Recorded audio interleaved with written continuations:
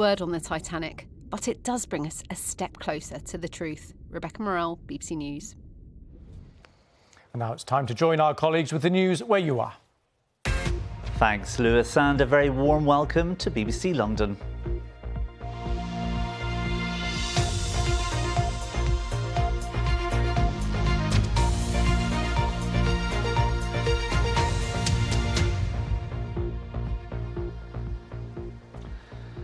Good afternoon, I'm Thomas Magill. The owners of a family-run business say they've been left £40,000 out of pocket after their van became trapped in a mechanical stacked car park in central London more than 2 years ago.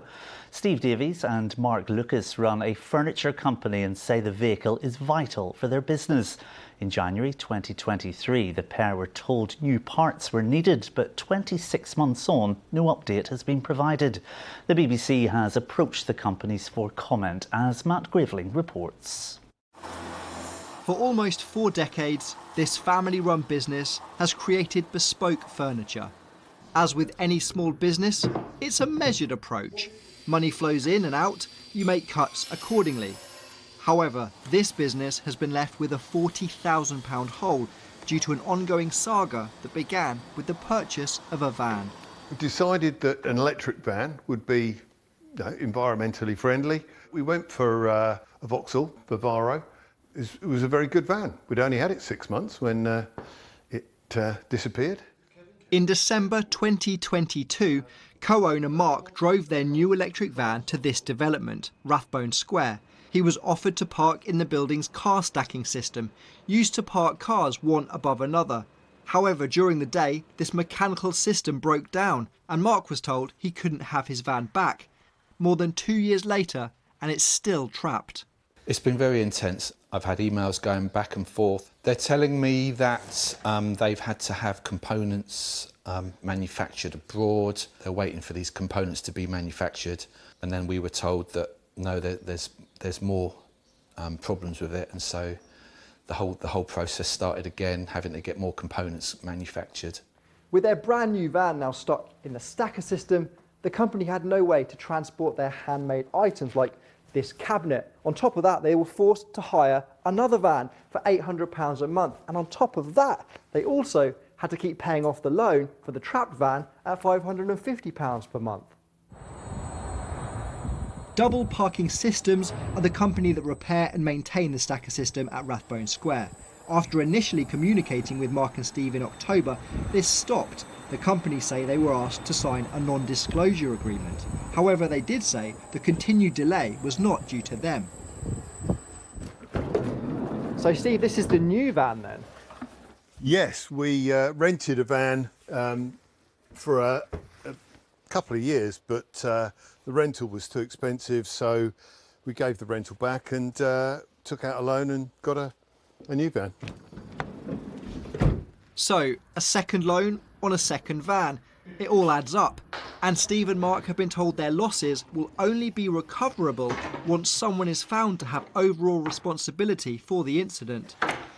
There's been a low level of anxiety in the background, knowing that this is going on.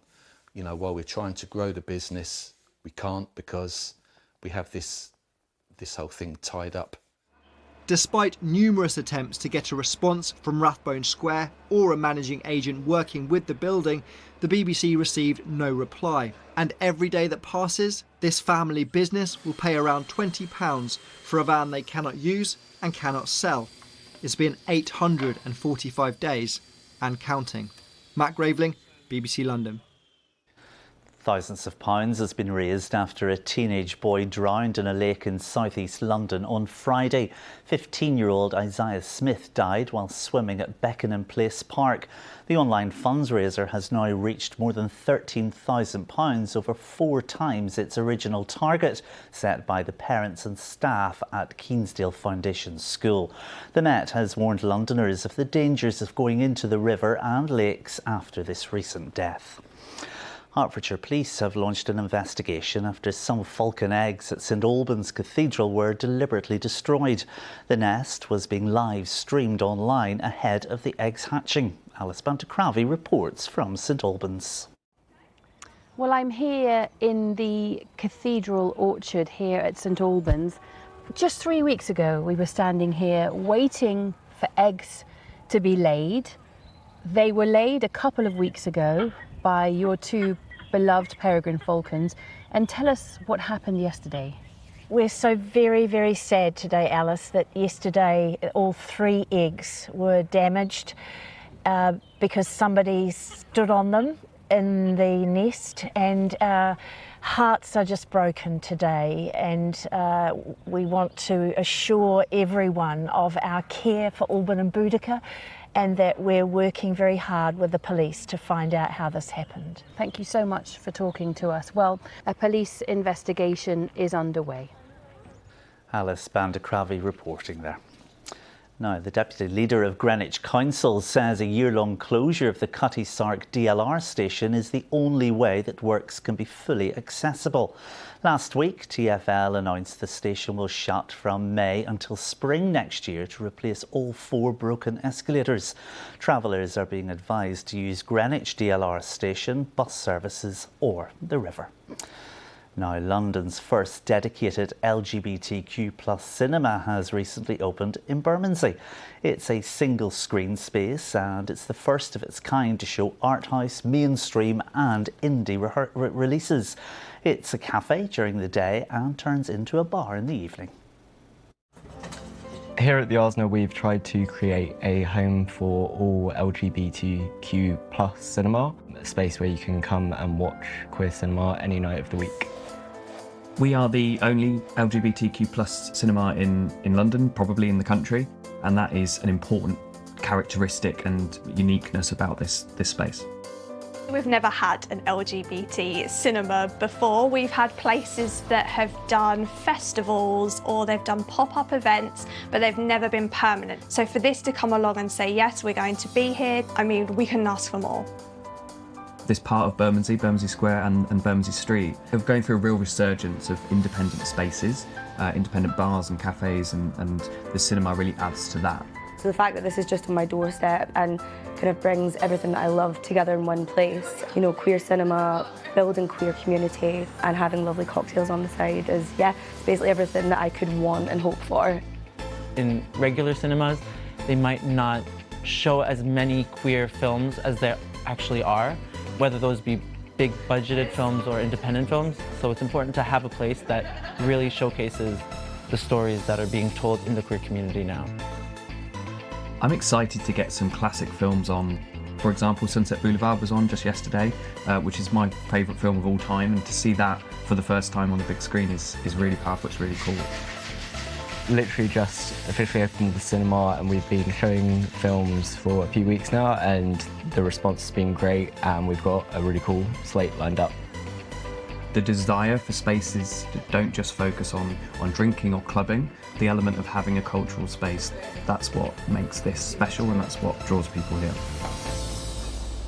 And that takes us nicely to the weather with Kate. Good afternoon. Another day full of sunshine, but we started off on a very chilly note.